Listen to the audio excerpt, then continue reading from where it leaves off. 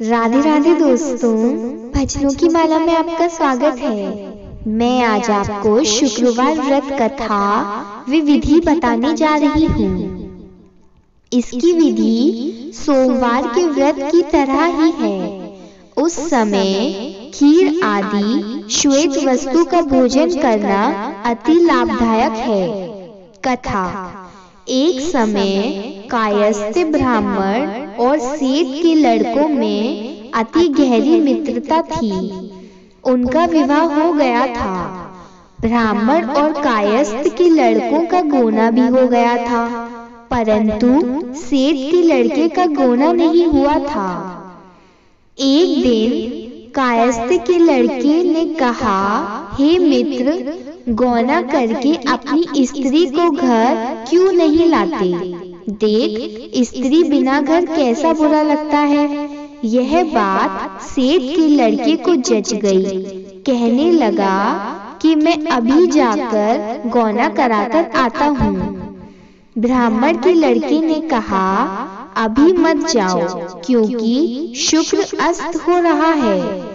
जब उदय हो जाए तब जाकर ले आना। परंतु सेठ के लड़के को ऐसी जिद हो गई, किसी प्रकार से नहीं माना।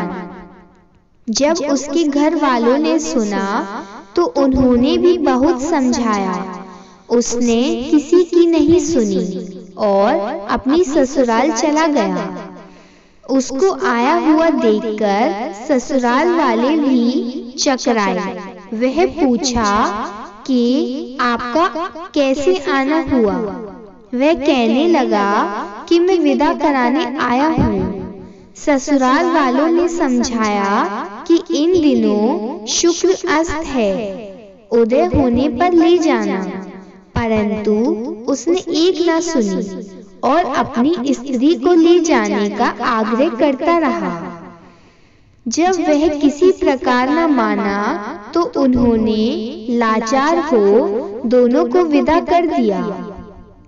थोड़ी दूर जाने के बाद मार्ग में उसके रथ का पहिया टूटकर गिर पड़ा। बैल का पैर टूट गया। उसकी स्त्री भी घायल हो गई।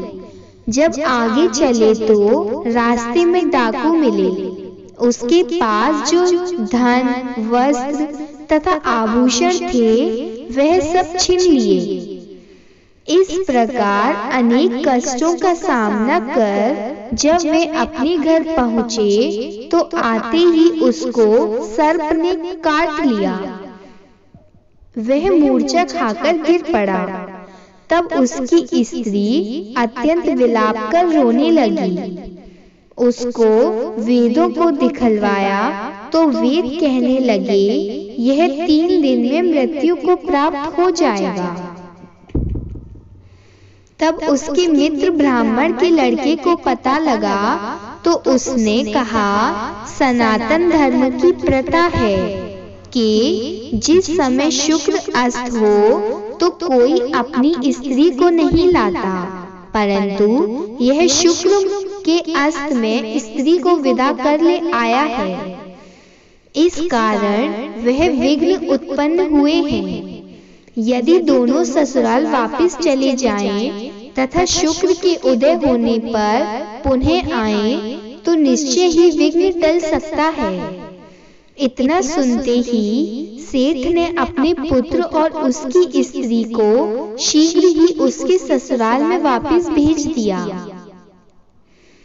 पहुंचते ही सेठ के लड़के की मूर्छा दूर हो गई और फिर साधारण उपचार से वह सर्प विष से मुक्त हो गया।